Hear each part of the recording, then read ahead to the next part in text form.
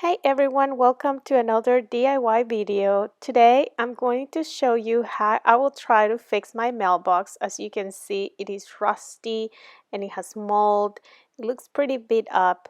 We recently purchased this house and it looks like the previous owners lived here their whole life, so I don't think they really minded about fixing the mailbox. It has some minor issues but also has some major issues like this handle, which is very rusty. It does need a lot of work. The pole is going to need a fresh coat of paint. And if you want to see how I'm going to be transforming this mailbox, please keep watching.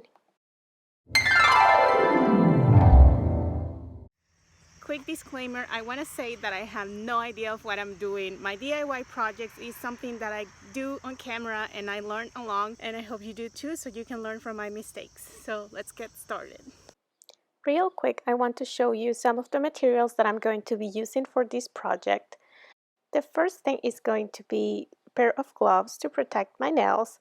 Also, I have some clear glasses just in case the spray paint gets out of control. I have some sanding blocks that I have used before. I have two different kinds, as you can see. One of them is all flat, the other one has some weird shape. And I also have this random piece of sanding paper, which is a little bit rough. I'm going to need painter's tape because I don't want things to get very messy. And of course, I have a black primer for the mailbox, and I also have the regular black spray paint in a semi-gloss type. The first item that I'm going to be using is this sanding block. I do not know if it's going to be good enough to remove all these rusty areas, but I'm going to give this a try first. If it doesn't work, I'm going to try something else. It was quite hard to film while I was doing this, so I just gotta show you some parts here that I started to sand, like these right here, which it didn't look like it was doing much, but it actually was, as well as the handle to open the mailbox door, which you can see there, like all the rust is falling off, which was actually very satisfying because I really wanted to get rid of that. After a little while of using this block, I realized that I wasn't being very successful at removing the stickers or most of the paint in the mailbox, so I decided that I would stop using that. As you can see in this clip, I was able to remove some of the old paint, but I'm definitely going to start using something else if I want to get this done quick. The next thing that I tried is this sanding paper, which I'm not sure what it's originally used for, but it did work out pretty well for me because I was able to get in some areas that the block didn't allow me to. It only took me a few minutes to go through the whole thing, and I felt like this one did the job really well for me, so I would totally recommend this. And as you can see now, I was able to get some of that black paint off the mailbox, and you can actually see the original color. I also was able to remove some of that mold that was stuck right here on the bottom around the screws. And the only thing that I wasn't really happy about is that I was not able to remove the stickers with the name of the previous owners. But since they are pretty stuck because they have probably been there for like over 20 years, the only thing that I'm going to worry about is to remove those that are lifted. But then the other ones are pretty stuck in there, so it might just take me a couple of coats of paint to cover them, but that's what we're going to go with. And to finish up with the sanding, I'm going to move to the pole. Now I'm going to be using the sanding block that I was using at the beginning, which is meant to be for wood or metal. This one shouldn't be as hard. As you can see, there is some paint that is already peeling, so I'm gonna get on that.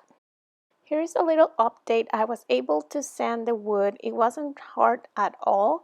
And as you can see, all the chipping part is gone.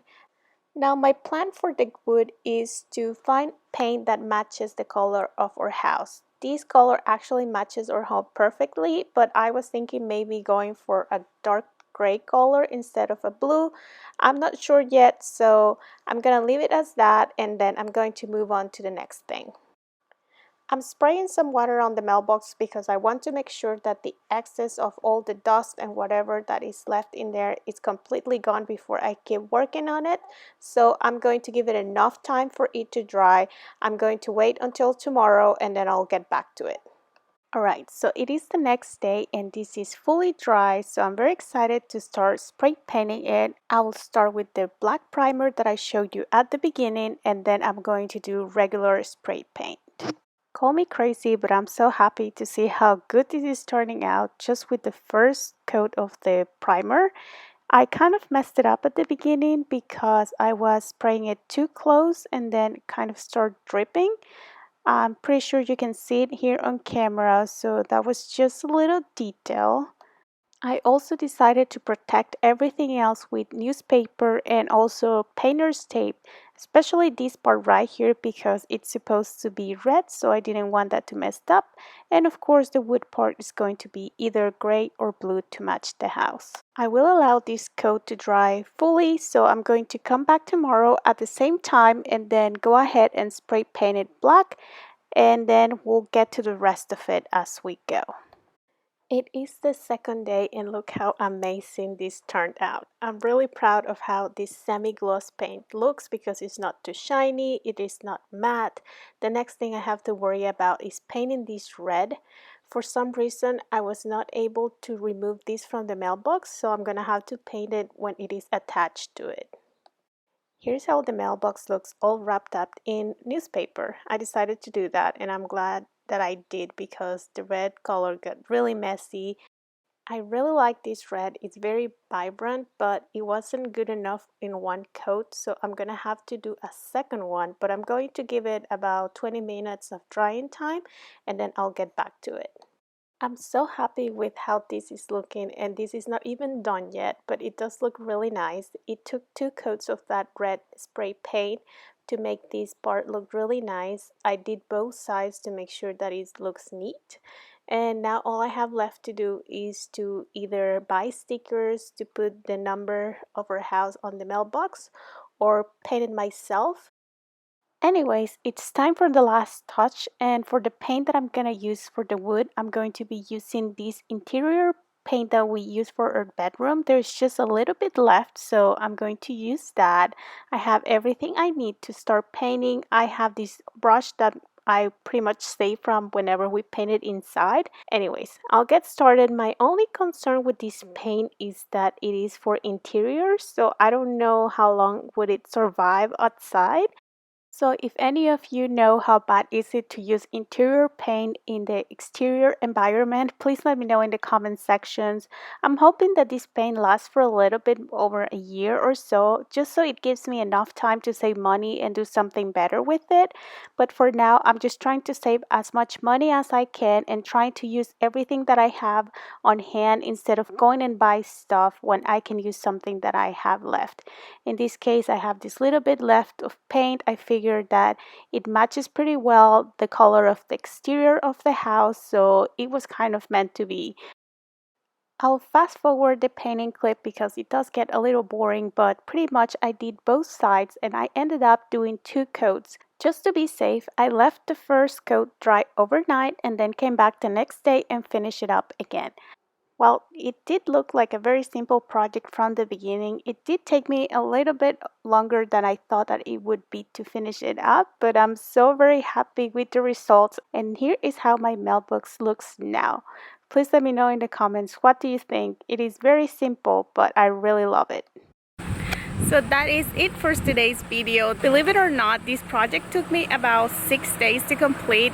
I did not work on it the whole day. I did like 1 hour at a time. I have a baby and we just got this house and we're working on so many things. Some of you might think this is silly, but if you own a house and you know how much effort and money it takes to get things going, then you might understand that I'm trying to save as much money as I can on things like this.